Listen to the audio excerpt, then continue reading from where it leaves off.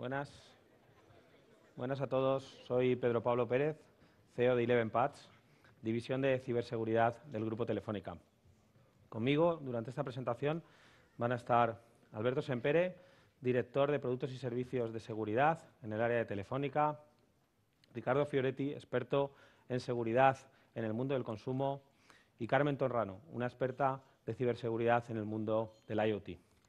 La ciberseguridad constantemente está en nuestras vidas. La vemos en prime time, en televisión, vemos constantes ataques y el World Economic Forum ha dictaminado que la ciberseguridad es uno de los riesgos top que debemos gestionar en empresas, particulares y administraciones públicas. La ciberseguridad a día de hoy es tremendamente compleja. Tratamos con un escenario en el cual la hiperconectividad está haciendo que los dispositivos están en todos los sitios. Tenemos, como en el mundo del IoT, hay cerca de 30 millones de dispositivos, 30 billones de dispositivos, 30.000 millones que tendremos en el año 2020. Esta hiperconectividad está haciendo que la superficie de ataque se está expandiendo. Adicionalmente, tenemos que los ciberatacantes cada vez son más y los ataques son más complejos. El crecimiento del malware solo en este año versus el año anterior, estamos hablando de crecimientos de más del 54%. Y con una afección a cerca de 1.000 millones de usuarios a nivel mundial. Este es el ecosistema de ciberinseguridad en el que vivimos. La ciberinseguridad a día de hoy provoca que tenemos un reto. Las organizaciones como Telefónica, las grandes corporaciones, la administración pública, en el cual somos conscientes de que tenemos 3 áreas en las cuales la ciberseguridad es tremendamente especial. El primero es que el perímetro ha desaparecido.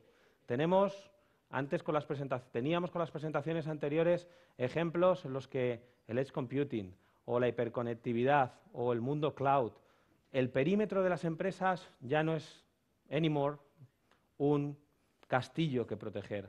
Ya no es un castillo que tiene ventanas, que tiene puertas o un foso en el cual podamos poner más cocodrilos para intentar conseguir que los ciberatacantes no entren. Este perímetro ha desaparecido. Adicionalmente, las redes, como bien se ha explicado con anterioridad, se autoconfiguran. Es decir, este castillo, incluso los muros, son móviles. Aparece con la automatización, con las cargas y, de alguna manera, ejemplos, ¿no?, en los que hemos visto que la red se autoconfigura, se mueve y, de manera dinámica, aprende y cambia. Y, por último, el concepto de la resiliencia. La seguridad no es nunca más prevención y protección. La resiliencia implica que las organizaciones deben invertir en la prevención, en la detección y en la respuesta. Nadie está a salvo de sufrir un ataque de seguridad. Compañías o gobiernos como el americano tienen datos en Wikileaks. El gobierno americano se gasta la friolera de más de 20.000 millones en protección de sus activos. Incluso gastando más de 20.000 millones de dólares en protección de sus activos, tiene vulnerabilidades, sufre brechas de seguridad y tiene que reaccionar ante ellas. Por lo tanto, la resiliencia implica que las organizaciones debemos garantizar la prevención, la detección y la respuesta. Y en la detección es donde está la clave, en la detección temprana, en garantizar que nos podemos, de una manera holística, anticipar a este tipo de ataques.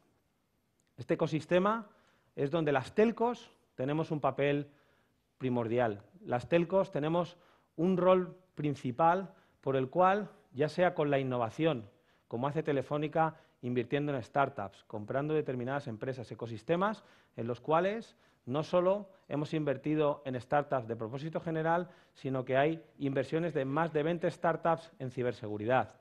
Como Telefónica ha trabajado con el GHQ, el General Communication Headquarters, en UK, acelerando cerca de 10 ciberstartups en seguridad por año. Tenemos adicionalmente la seguridad end-to-end. Tenemos que garantizar que la seguridad llega extremo a extremo. No es la seguridad solo de la red, es la seguridad de la red, del extremo, del dispositivo, de todos los elementos que están evidentemente en la cadena. Y por último, conseguir la anticipación, una visión holística en la cual, con 360 grados, seamos capaces de poder anticipar qué es lo que va a ocurrir en los próximos años? ¿Cómo vamos a poder detectar a este tipo de atacantes para poder hacer una detección preventiva y una activación de la protección desde la red?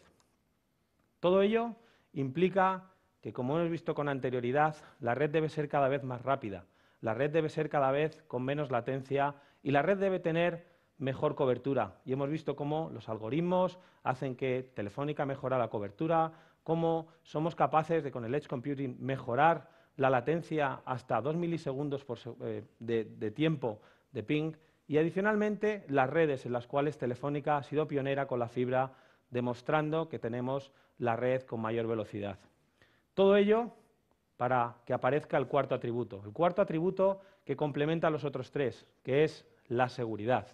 La seguridad se ha convertido en el faster, broader and safer. Hemos conseguido que Telefónica tenga una red cada vez más segura.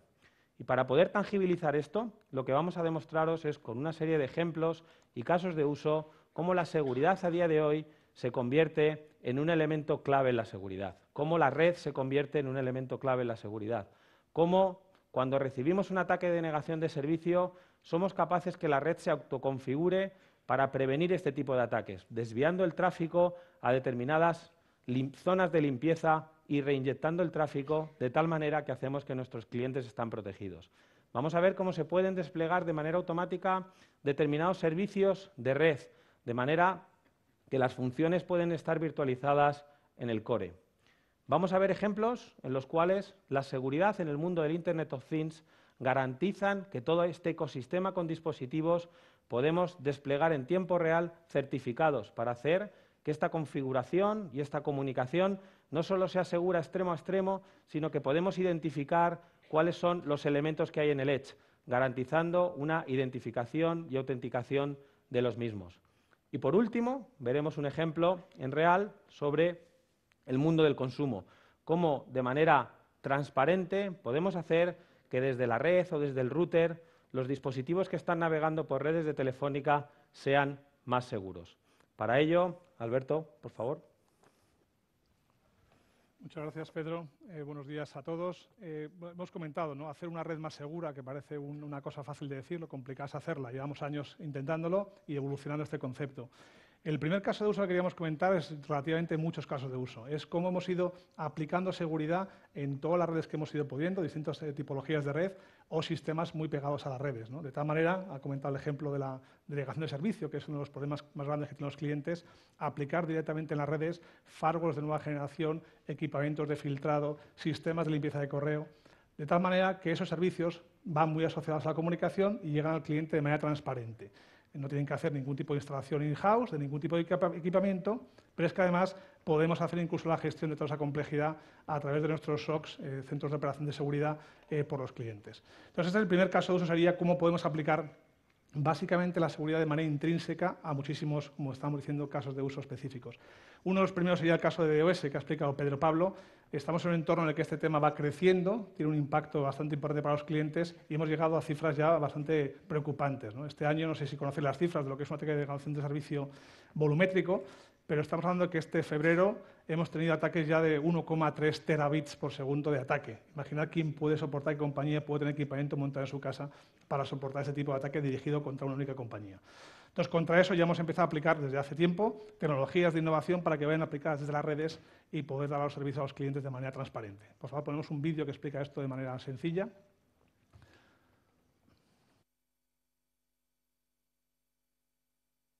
En el entorno de los DDoS, el impacto es directamente contra el negocio. Es directamente un impacto contra la productividad de la empresa y esto es lo que hace que las compañías, sobre todo los cibercriminales, lo sepan y lo quieran aprovechar.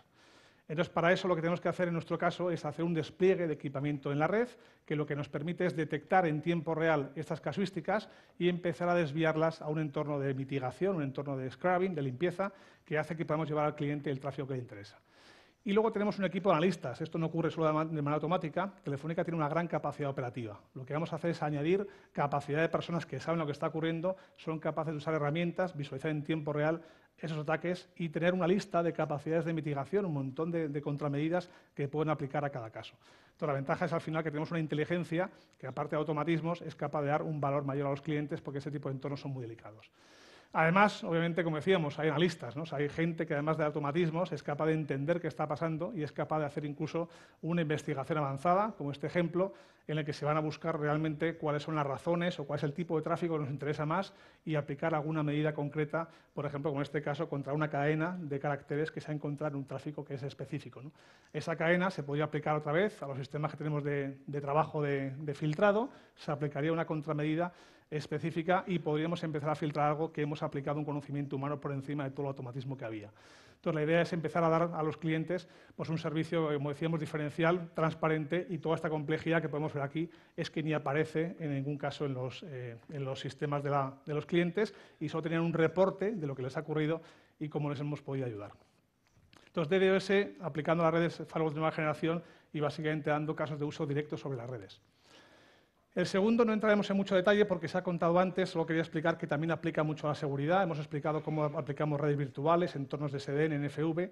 Lo único que queríamos comentar aquí es que todo esto lo hacemos también aplicado a la seguridad. Igual que hemos desplegado equipos de red de manera dinámica y hemos visto un portal incluso para hacer adquisición de equipos, se puede hacer lo mismo con un firewall. Se puede hacer mucho con varios firewalls, con varios equipamientos de red y adaptarnos a cualquier tipología que tenga el cliente. Si el cliente quiere una red flexible, la seguridad tiene que acompañar a ese tipo de distribución de tráfico.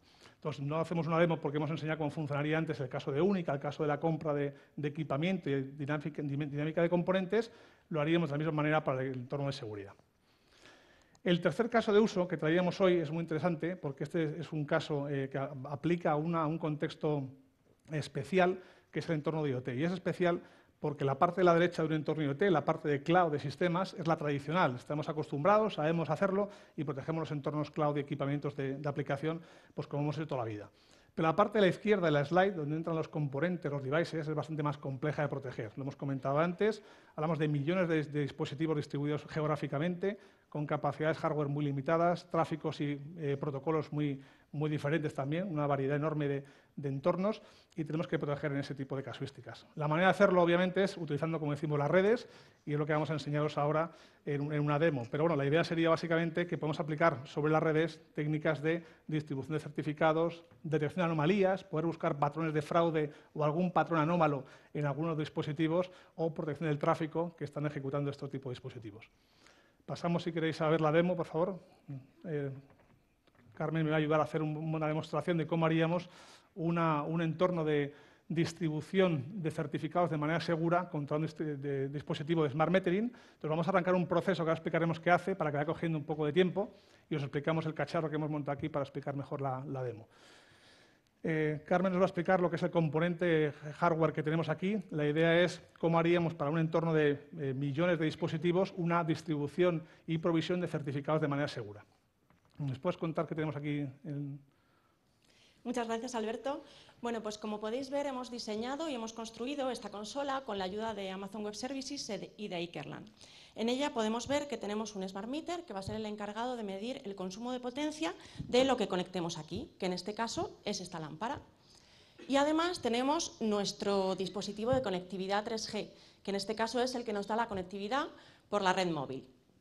Con todo esto vamos a hacer una demostración o un ejemplo de lo que se podría ver en una de las casas que podríamos tener para medir el consumo y que puede ser un ejemplo de algunos de los, por ejemplo, 20 millones de Smart Meters que hay desplegados en el proyecto SMIP en el centro y sur de Telefónica, que es un proyecto del Estado y en el cual estamos haciendo este tipo de proyectos. Estos son casos reales de Smart Meters que tenemos distribuidos en toda Inglaterra, por ejemplo. Pues ¿cómo podríamos hacer una distribución? Imaginemos que para distribuir certificados, que es esencial para poder identificar el dispositivo y saber que no hay ningún tipo de fraude y es el equipo que queremos manejar, tenemos que hacer una provisión que puede ser muy compleja logísticamente, en ese caso distribución geográfica por toda Inglaterra y muchos millones de dispositivos. Este proceso que hemos arrancado básicamente está trabajando contra Amazon. Lo que hacemos es que el dispositivo Amazon todavía no ve nada, no puede hablar con el dispositivo porque no está todavía autenticado. Lo que estamos haciendo de manera diferente es este ciclo de trabajo en el que básicamente el dispositivo que hemos comentado va a despertarse y va a iniciar él solito una petición de certificados, porque se va a reconocer que no tiene ninguno instalado y a partir de aquí empieza todo el trabajo de la red. Lo que vamos a hacer en este caso, el segundo punto, sería básicamente reconocer esa SIM que está aprovisionada contra la plataforma, la tenemos identificada, sabemos qué SIM es y está autenticada contra la red. Como tenemos toda esa información, podemos hacer una petición en nombre de ese cacharro contra Amazon Web Services y pedimos un certificado que se crea en ese momento y en tiempo real para este dispositivo en concreto. Hasta aquí ya es una parte bastante completa. Lo que vamos a hacer además es algo más avanzado, que es intentar enviar ese certificado vía over the air, por una plataforma obviamente de envío directo en la red telefónica hacia la SIM. Eso nos permite además evitar cualquier tipo de man in the middle o capacidad de hacer una, bueno, que alguien ha robado nuestra IP o algún tipo de información que pueda tener para quitarnos este tipo de tráfico. Lo mandamos directamente desde la red móvil y accedemos directamente contra la SIM y ahí es donde instalamos el certificado de manera segura.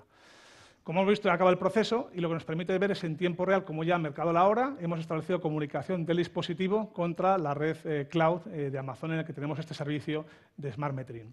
La idea sería ver cómo ahora si encendemos, por ejemplo, una lámpara, que sería la lámpara que habría en el hogar, podríamos empezar a ver la potencia instantánea que efectivamente empieza a ser recogida porque el dispositivo está reconocido contra la plataforma de Amazon Cloud. Podemos también variar la potencia y lo veríamos cómo recoge todo esto en tiempo real. Así que, básicamente, si apagamos, obviamente, se volvería a desaparecer el consumo instantáneo y sería como hemos conseguido uno, que parece muy sencillo, pero podríamos repetirlo de manera independiente con 20 millones o 50 de dispositivos desplegados por todo el territorio. Y esa es la ventaja de ese tipo de provisión remota y segura. Se puede ver, seguro que tenéis vuestros relojes en hora, que el certificado se ha creado de forma única para este dispositivo y veis que se ha creado en el día de hoy y fecha actual. Muchas gracias, Carmen. Ahora lo que veríamos sería el último caso de uso, que es muy interesante porque hemos hablado bastante del mundo de Enterprise y nos hemos olvidado un poquito de los consumidores y no es así. Los consumidores están en nuestra cabeza y en el entorno de seguridad también tenemos una solución y un caso de uso real para aplicarle la seguridad de manera sencilla y transparente, igual que lo hemos comentado para el entorno de Enterprise. Lo que vamos a comentar es una idea sencilla, que se puede luego ver las posibilidades que tiene, pero básicamente un usuario actual no distingue por qué red está navegando. Él está en su casa con la red fija, usando su wifi en el móvil, salimos de casa, usamos la red 4G, pero si estamos en la piscina no sabemos ni qué red tenemos, ¿no? Estamos en un entorno ya en el que de hecho nos da igual, ni sabemos qué red estamos usando, ¿no? ¿Cómo hacemos para aplicar la seguridad? Lo que hacemos es dar un servicio que sea consistente, da igual donde esté el usuario.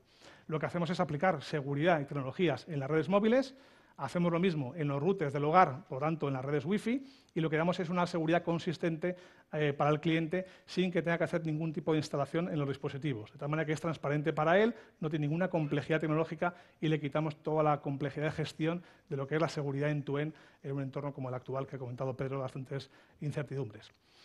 Importante decir que esto, además, como no tienes ningún dispositivo, nada que gestionar, porque no tienes ninguna aplicación, lo que hacemos es que todos los canales que tenga Telefónica, sus canales habituales, pueden ser las aplicaciones, por ejemplo, como Smart Wi-Fi, con la que gestionamos el router, sean el lugar a partir del cual el cliente tenga la capacidad de ver, de disfrutar o de tener algún tipo de relación con ese tipo de servicios.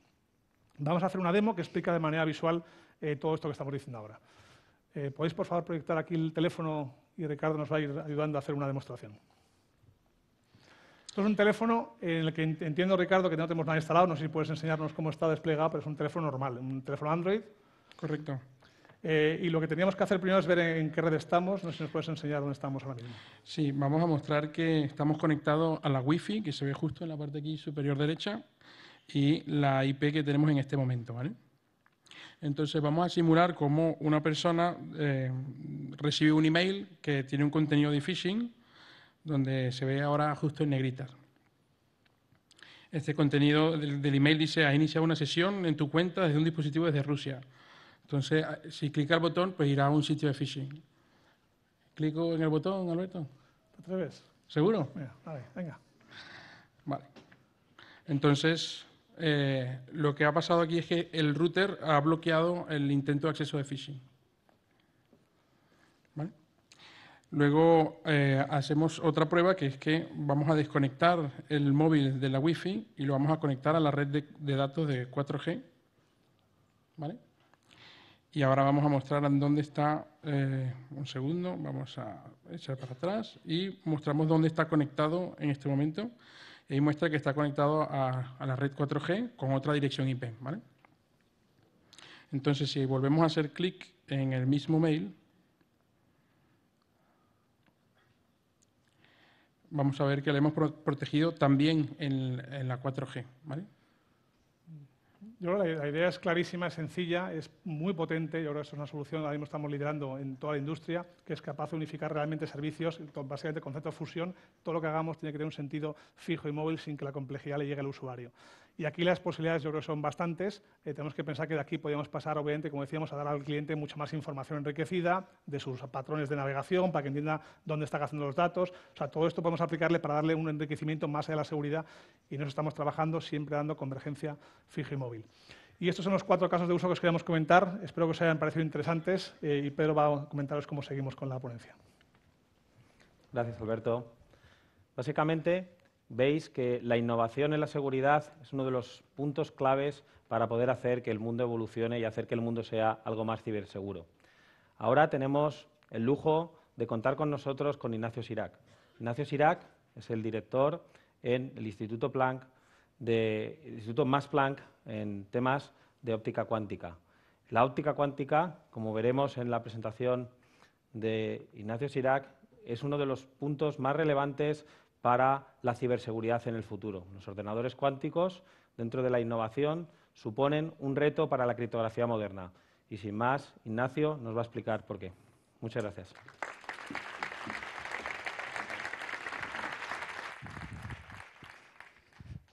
Hola, buenos días. Es un gran placer estar aquí entre todos vosotros, así que quería empezar pues, agradeciendo a los organizadores de este evento por haberme invitado para que os hable un poco sobre la computación cuántica y los peligros, pero también las oportunidades que nos van a dar en la seguridad de nuestras redes, ¿no? Habéis oído en la presentación anterior pues, cómo Telefónica está apostando muy fuertemente sobre la seguridad para que dentro de nuestras empresas, de nuestras casas, pues no nos entren y nos pongan malware o cualquier otro tipo de cosa que pueda distorsionar o pueda afectar pues, el desarrollo de nuestras actividades. Yo voy a hablar de algo distinto, complementario, que es la seguridad en las redes relacionadas con criptografía, con el envío de mensajes secretos. Voy a hablar de cómo los ordenadores que se están construyendo ahora por todo el mundo pues, pueden afectar a la seguridad de la criptografía y cómo también pues, Telefónica está apostando por otras nuevas tecnologías cuánticas para protegernos de estos ataques. Así que empiezo con esto que veis en la pantalla. Es un número, como el que habéis visto antes en otra presentación, es un número enorme de muchísimos dígitos, de muchísimas cifras, y si uno se detiene a observarlo, pues ve que no tiene ninguna estructura, ¿no? Pues aparecen muchos unos, muchos ceros, seises, nueves, y pues en este número está encriptado de alguna forma un mensaje, ¿no? Lo que pasa es que mirándolo no lo podemos deducir. Y, de hecho, podemos utilizar un ordenador, un superordenador, estos que están pues, en Barcelona, el Mare Nostrum, estos ordenadores que están en China, en Estados Unidos, ordenadores pues, muy buenos para que intenten descifrar el mensaje y que está detrás de este número y es completamente imposible, ¿no? De hecho, pues, en este tipo de mensajes que están encriptados, pues, los utilizamos normalmente pues, cuando queremos comprar algo a través de Internet o cuando se envían datos sensibles de finanzas, de empresas, o datos sensibles, de pacientes, o cuando las fuerzas de seguridad pues, envían mensajes secretos, o cuando hay elecciones y se envían los mensajes de un sitio a otro, pues vienen encriptados pues, en números que van circulando por nuestras redes todo momento, y el hecho de que los ordenadores más potentes del mundo pues, no puedan descifrar estos números, pues nos hace seguros y nos da la seguridad de que nadie va a interceptar nuestros mensajes y nos los va a leer. Sin embargo, hemos visto durante los últimos par de años que esto puede dejar de ser así. En particular, si construimos un ordenador cuántico, que ya diré lo que es, pues probablemente todos estos serán unos ordenadores tan potentes que puedan descifrar la información que hay detrás de estos números y puedan leer todos nuestros mensajes. Así que nuestros mensajes dejarán de ser seguros y habrá que cambiar la forma en la que lo hacemos. De hecho, hace 3 o 4 años, pues los científicos como yo, que estamos desarrollando estos ordenadores cuánticos, nos pensábamos que tardaríamos muchísimos años en construir estos ordenadores cuánticos. Sin embargo, últimamente también hemos visto en los periódicos que no, que tardemos menos en construir estos ordenadores cuánticos, en particular porque grandes empresas tecnológicas de todo el mundo pues están intentando construirlos y están invirtiendo una cantidad de capital increíble en ellos. Y por tanto, pues es posible que pues la seguridad de nuestras redes, la seguridad de la comunicación secreta en nuestras redes, pues se ponga en peligro dentro de unos años. Y esto es un poco de lo que quiero hablar hoy, ¿no? Pues por qué esto es así, qué son los ordenadores cuánticos, cómo va a afectar a la seguridad de nuestras redes y, sobre todo, cuáles son las soluciones en las que Telefónica ya está envuelto. Así que voy a empezar Mi presentación es muy distinta de las anteriores. Yo voy a hablar un poco del por qué son las cosas, cómo funcionan. Es más técnica, yo soy un científico, lo siento para los que pues, a lo mejor le aburran este tipo de cosas, pero quiero hablar un poco de cómo funcionan para que luego puedan entender pues, cómo las estamos solucionando. Bueno, la necesidad de enviarnos mensajes secretos no es algo actual. Ya conocemos desde hace muchísimo tiempo que pues, la gente se quería enviar mensajes secretos, ¿no? Si miramos a la historia, los datos más antiguos nos dicen que ya incluso los espartanos se comunicaban secretamente utilizando métodos criptográficos. Y lo hacían con el SciTech, que es esto que ven en la imagen. Y lo que consistía es que si un jefe de una tribu de espartanos quería enviar un mensaje a otro jefe que estaba en otro lugar, lo que hacía es cogía su cinturón de cuero, lo enrollaba en un cilindro que tenían de madera, lo enrollaban y una vez enrollado escribían el mensaje de manera vertical. Cuando lo desenrollaban, entonces pues las letras no estaban ordenadas. Eso se lo daban al mensajero, el mensajero se iba corriendo en caballo, como fuese, al otro jefe de la otra tribu, y si alguien lo interceptaba por el camino, pues no podía ver nada porque estaban las letras desordenadas. Eso llegaba al otro jefe, que era el que quería recibir el mensaje. Él tenía un cilindro de manera exactamente igual que el primero, volvía a enrollarlo y leía el mensaje de manera vertical.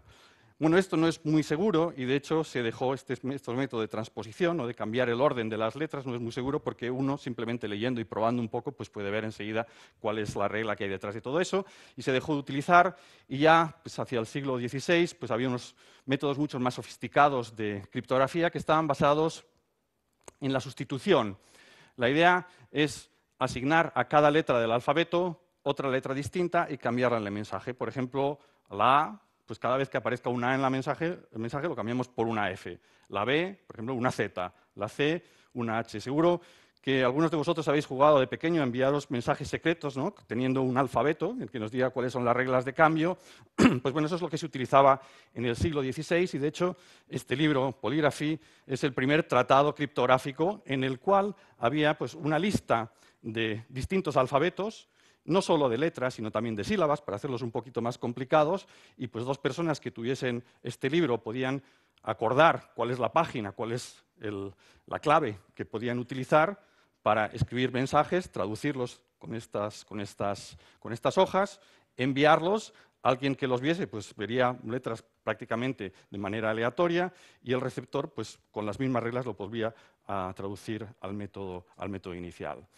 Esto se fue sofisticando y bueno, era un método muy lento porque no tenía que mirar el libro e ir escribiendo las imágenes. Bueno, pues se fue sofisticando hasta que ya en el siglo pasado, a mediados del siglo pasado, ya salieron máquinas que lo hacían automáticamente. Era el mismo principio, uno ponía pues la máquina la conocida Enigma, uno ponía una serie de aparatitos, ¿no? Que consistían en una de estas traducciones y ya simplemente escribiendo directamente como una máquina de escribir, pues ya salía el mensaje encriptado, ese es el que se enviaba y los otros lo recibían, lo enviaban por telégrafo, por como fuese, los otros lo recibían y lo podían traducir. Sin embargo, estos métodos no son seguros y si habéis visto la película Descifrando el Enigma, ¿no? Que explica pues, la historia de Alan Turing, que es uno de los que hicieron las teorías de la computación, pues él mismo ya con un pequeño ordenador que había en los años 40 ya fue capaz de descifrar esta máquina de escribir, este enigma, y de hecho pues eso tuvo una repercusión muy grande en la Segunda Guerra Mundial, ¿no? Y la razón fundamental por la que se pueden descifrar todos este tipo de mensajes es que todos los lenguajes tienen una estructura. Si uno mira el español, la letra A aparece mucho más a menudo que la letra U. Entonces, si tiene uno un mensaje encriptado, ¿no? En la que aparece mucho la letra U, pues uno haciendo estadística puede ver que esa corresponde a la A, sale demasiado en el mensaje encriptado. Y simplemente analizando los textos, ¿no? Según el porcentaje de veces que salen cada una de las letras o cada una de las sílabas, pues se puede ver cuál es el texto original. Esto en aquella época, con los ordenadores que tenían por aquel entonces, en 1940, bueno, pues costaba bastante, pero hoy en día con los ordenadores que tenemos, pues no hay mensaje que se resista, ¿no? De hecho, pues en los años 50 y 60, el gobierno americano lo que hizo es, para alguna de estas, codificar mensajes secretos, utilizar este método, pero utilizó un lenguaje de los indios de una reserva que solo había 200 personas que la hablasen para que nadie pudiese hacer la estadística y de esta forma encontrar la solución. Bueno, afortunadamente en los años 70 cambió radicalmente la forma de hacer criptografía, ya no está basado en estos métodos que se pueden resolver, se pueden descifrar con ordenadores relativamente potentes, y cambió debido a tres señores, Rivers, Shamir y Alderman. Y bueno, pues estos son unos matemáticos que, de hecho, los dos primeros están en Madrid hoy, porque ayer se celebró la entrega de premios de la Fundación BBVA y se le otorgó a estos señores precisamente por esto de aquí, por haber descubierto o inventado el método RSA de comunicación. Y este es el método en el que hoy en día utilizamos todo el mundo, desde cuando estamos comprando algo por Internet hasta cuando se envían estos datos sensibles de pacientes o de finanzas o de lo que sea. ¿Y en qué se basa? Bueno, pues la idea es, voy a explicarlo en términos de tres personajes. Uno es Alicia, el otro es Bob, y Alicia y Bob son los buenos de la película, que son los que van a intentar comunicarse un mensaje secreto el uno con el otro. Y luego va a haber una malvada Eva, se le llama Eva porque en inglés el hacker es el eavesdropper, ¿no? que es parecido al nombre, está relacionado con el nombre de Eva, pues va a ser la que va a intentar descifrar ese mensaje, es la mala de la película. Entonces, ¿cómo hacen actualmente Alicia y Bob si se quieren enviar un mensaje secreto? Bueno, primero Alicia tiene su mensaje, lo escribe, y lo primero es traducirlo a números. Eso es muy sencillo, simplemente a la A le asignamos el 1, a la B el 2, a la C el 3, con lo cual el mensaje, que era un texto, ahora es un conjunto de números. Y una vez que tiene ese número, pues el ordenador que tenga Alicia en su casa hace una operación con esos números, pues los modifica de una manera, ¿no? que ahora explicaré un poco más adelante, y ese mensaje ya es el mensaje encriptado. Lo que es importante es que esa transformación del mensaje original a esos números que parecen ya aleatorios es una operación que hacen los ordenadores muy rápidamente, lo hacen en milisegundos, no nos damos cuenta de ello. Luego ese es el número que se envía a través de la fibra óptica o lo que sea, y es el que llega a Bob, que una vez lo tiene, pues con su ordenador aplica otra operación, también muy sencilla, que descifra el mensaje y lo puede leer. Y si alguien quiere interceptar el mensaje, en ese caso Eva, lo que tiene que hacer para poder descifrarlo es una operación también, una operación matemática, pero una operación dificilísima, una operación que no se puede hacer ni con estos superordenadores que tenemos hoy en día, ¿no? Pues en muchos sitios del mundo. Así que la seguridad de nuestras comunicaciones criptográficas hoy en día están basadas en el hecho de que existen operaciones que son muy sencillas de hacer, esas son las que hacen el emisor y el receptor, y otras operaciones que son muy difíciles de hacer, y eso es lo que tendría que hacer el hacker para descifrar el mensaje. ¿Y cuáles son estas operaciones? Bueno, pues estas operaciones, la operación es esta que veo aquí, que es las operaciones fáciles son multiplicaciones, es decir, para pasar del mensaje original al mensaje criptado, nuestro ordenador lo que hace es una simple multiplicación. Y esta es una operación muy, muy fácil, ¿no? Ya aprendemos en el colegio, ¿no?, cómo se multiplica, y si nos sentamos pues podemos multiplicar enseguida, ¿no?, con lápiz y papel, pues números de muchos dígitos. Y de hecho nuestros ordenadores, los que tenemos en casa o mi móvil o incluso cualquier equipo, puede hacer unas multiplicaciones extraordinarias. Un ejemplo, si tengo un número con 1 millón de dígitos, y quiero multiplicarlo por otro con otro millón de dígitos, mi ordenador lo hace en 1 milisegundo. Por eso, pues es una operación fácil. Esta es la que hacemos al encriptar y al decriptar. La operación difícil es la opuesta, es la factorización.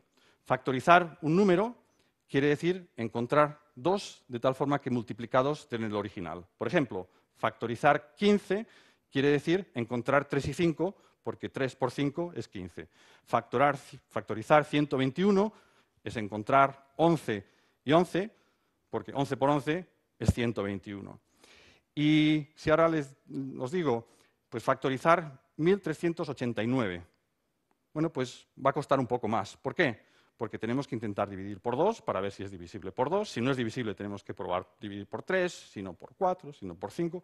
Tenemos que hacer muchas operaciones. Si tenemos un número de muchos dígitos, ¿no? Pues un número que tenga 200 dígitos, bueno, pues tendremos que hacer un número de operaciones tan grande que por eso decía que ningún superordenador los puede hacer. Y esto es precisamente lo que está pasando ahí. En el número que tenemos ahí, ese 1881, etc., es el mismo número que he escrito al principio, el que veíamos ese número tan grande, y como no se puede factorizar, como es difícil factorizarlo, es difícil pues, encontrar los números tal que multiplicados den ese número, pues por eso son seguras nuestras comunicaciones criptográficas. Así que, en definitiva, la criptografía actual, la seguridad de la criptografía actual está basada en la dificultad que tienen los ordenadores de realizar factorizaciones de números grandes. Y aquí es donde entran los ordenadores cuánticos, ¿no? Resulta que otro tipo de ordenadores que todavía no tenemos, pero que estamos construyendo, basados en unas leyes completamente distintas a los ordenadores actuales, sí que serían capaces de factorizar cualquier número, números de millones de dígitos, y hacerlo de una manera muy, muy rápida. ¿Qué son estos ordenadores cuánticos? Bueno, pues son ordenadores que funcionan de una manera distinta que los ordenadores actuales. Uno pues, pone un input, se produce un proceso de los datos y al final se da lugar a un output, pero el proceso de datos que se da en medio no funciona como los ordenadores convencionales, sino que sigue las leyes de la física cuántica, por eso se llaman ordenadores cuánticos. La física cuántica, pues algunos de vosotros recordaréis de cuando estudiasteis, ¿no? Es la teoría que describe el mundo de lo más pequeño, el mundo microscópico, el mundo de los átomos, de las moléculas, de los electrones, de los fotones. Son pues, los elementos constitutivos de todos nosotros, de los que estamos formando todo, y son pequeños, muy pequeños, pero muy, muy, muy, muy pequeños. Tan pequeños que con un microscopio comercial es imposible verlos. Hace falta pues, unas técnicas mucho más avanzadas, microscopios electrónicos, microscopios muchísimo más caros para poder ver estas partículas tan pequeñas. Y de hecho, si nos pudiésemos sumergir en el mundo donde viven estas partículas tan pequeñas, si tuviésemos un microscopio que lo pudiésemos ver y adentrarnos dentro, pues nos daríamos cuenta de que es un mundo extraordinario, rarísimo, exótico, que parece más sacado de una película de ciencia ficción que la realidad. Por ejemplo, hay una de estas partículas, como los electrones, los fotones, pues puede desaparecer de un sitio y aparecer en el otro sin pasar por en medio. O también es posible que una partícula de estas de repente desaparezca y aparezca en otro sitio y que haya tenido que pasar por dos sitios a la vez. Es decir, que tiene que hacer dos cosas a la vez. Algo que parece ridículo, pero bueno, es algo que está ocurriendo en ese mundo microscópico. O también los procesos en el mundo microscópico son aleatorios, ¿no? Cuando uno tira un dado y sale un resultado, dice, pues es aleatorio. Bueno, realmente los dados no son aleatorios, porque si conociese cuál es la posición inicial del dado, si conozco qué es lo que está pasando con todas las moléculas de aire que hay alrededor, cuál es la fuerza que le estoy dando, las leyes de la física nos permitirían calcular cuál es el resultado. Normalmente es muy difícil, por eso nos parece aleatorio, pero realmente en nuestro mundo macroscópico no existen procesos aleatorios. Sin embargo, en el mundo cuántico sí que existen procesos aleatorios, procesos que no se pueden predecir ni en principio, simplemente la naturaleza nos prohíbe predecirlos. Eso es lo que habréis oído, la frase famosa de Einstein, que decía, yo no creo que él juegue a los dados. Él estaba tan sorprendido por el hecho de que existan en la naturaleza fenómenos completamente aleatorios que no se creía la física cuántica, ¿no? Bueno, con el tiempo, pues esa frase es de los años 40, pues la física cuántica está muy desarrollada y sabemos que la naturaleza es así, que realmente existen procesos aleatorios como estos que he mencionado. Bueno, pues si utilizamos estas leyes tan extraordinarias del mundo microscópico, si nos adentramos en el mundo microscópico, dominamos pues el movimiento y las propiedades de estas partículas microscópicas, pues podemos utilizar el hecho de que una partícula puede hacer varias cosas a la vez, que desaparece en un sitio y aparece en otro, y construir ordenadores basados en esas leyes. Y esos son los ordenadores cuánticos, y utilizando, no tengo tiempo de explicarlo, necesitaría pues bastantes años para explicar la física cuántica aquí, para explicar cómo funciona, pero resulta que eso es lo que utilizan los ordenadores cuánticos para hacer operaciones que de otra forma serían imposibles con cualquiera de los otros ordenadores que tenemos hoy en día. Y en particular, los ordenadores cuánticos, cuando los tengamos, podrán factorizar, y si pueden factorizar, pues la seguridad de nuestros métodos criptográficos dejan de tener valor. Así que tenemos ordenadores cuánticos, los vamos a construir, Bueno, los primeros prototipos de ordenadores cuánticos ya existen, pues los científicos de muchos institutos de investigación de todo el mundo, incluido el nuestro, incluido en Estados Unidos sobre todo, pues han pasado los últimos 20 años pues, creando estos prototipos, intentando dominar ese mundo de lo más pequeño, y pues tenemos estos pequeños prototipos. Y si me hubiesen preguntado, pues hace, como había dicho anteriormente, hace 5 años, si a partir de estos prototipos podremos construir estos ordenadores grandes que ya puedan no solo factorizar, sino hacer otras muchísimas cosas, pues hubiese dicho que faltan muchos, muchos años. Sin embargo, hemos visto durante los últimos 2 o 3 años que ya grandes empresas tecnológicas como IBM, Intel, Google, Microsoft, etcétera, etcétera, pues están dedicando unas grandes partes de su presupuesto pues, a crear estos ordenadores cuánticos, así que ellos mismos ya dicen que esperan que entre los próximos 5 y 10 años ya tengamos ordenadores cuánticos. Y esto pues, quiere decir que tenemos que empezar a prestar atención para cuando estén aquí, qué hacer con la criptografía. Y bueno, pues existen 2 soluciones por el momento. La primera de ellas es buscar otra operación que no sea la multiplicación y la factorización para codificar y decodificar. Y bueno, pues hay matemáticos que están trabajando en ello, hay bastantes candidatos, pero que además un ordenador cuántico tampoco las puede resolver. Esta es la idea. Es muy difícil de demostrar y de encontrarlos, pero el National Institute for Standard and Technology en Estados Unidos pues ya ha puesto un concurso abierto para que los matemáticos presenten sus opciones y veamos cómo funcionan. De hecho, todos estos algoritmos necesitan que se creen algunos números aleatorios para poder funcionar, todos los que se están desarrollando. Y bueno, pues como he dicho anteriormente, los números aleatorios que normalmente creamos no son tan aleatorios, ¿no? Porque se pueden predecir. Y el hecho de que se puedan predecir también pueden dañar un poco la seguridad del sistema, así que lo que podemos hacer es complementar estos nuevos algoritmos con un generador cuántico de números aleatorios, es decir, utilizar las propiedades extrañas del mundo microscópico para crear unos números aleatorios que nadie pueda predecir de ninguna forma, porque son incluso en principio impredictibles, y asociarlos pues, a estos algoritmos para hacer la criptografía más segura. La segunda opción es a más largo plazo, pero ofrece una seguridad completa, y se llama la criptografía cuántica. La idea es proteger la información con la física cuántica de los ordenadores cuánticos, utilizar estas propiedades para hallar otras formas de criptografía que incluso los ordenadores cuánticos no puedan vulnerar.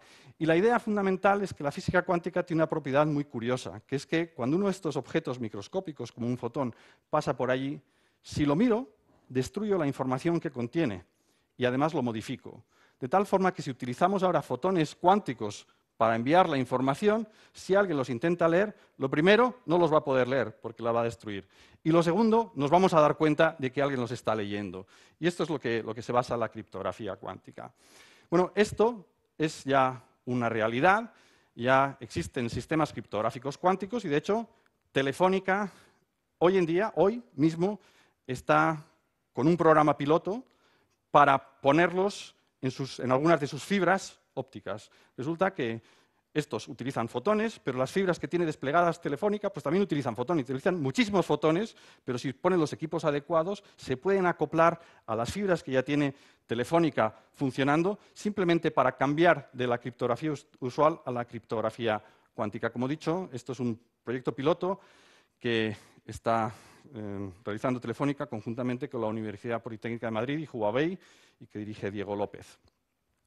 Así que uno puede esperar que en un futuro, cuando realmente los computadores cuánticos sean una amenaza para la criptografía, lo que se puede hacer es utilizar estas redes definidas por software, de las que hemos oído hablar anteriormente, acoplar a ellos la protección cuántica de tal forma que un usuario, pues cuando esté comunicando, en cualquier momento, pues puede decir, a partir de ahora, quiero utilizar comunicación seguridad cuántica.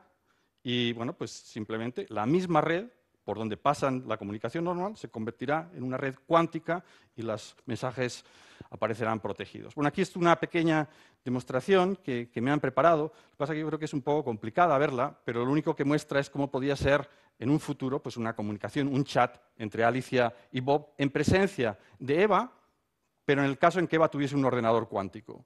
En ese caso, leyendo desde abajo, pues pueden empezar a enviarse mensajes, que lo leería el de en medio.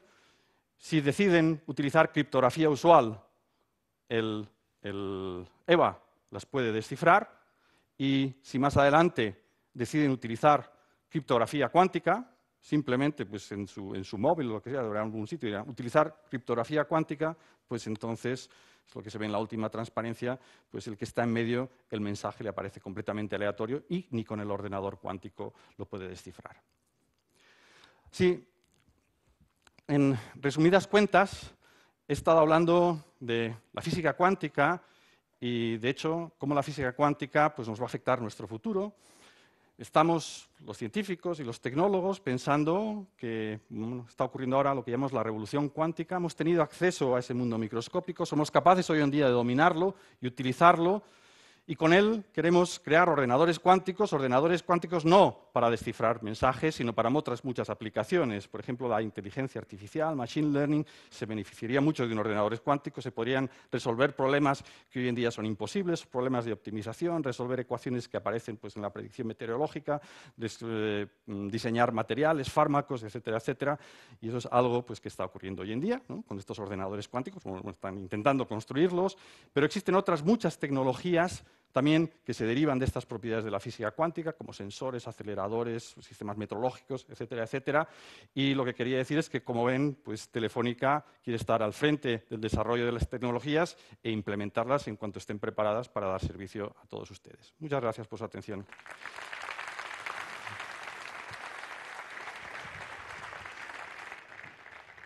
Muchas gracias, Ignacio.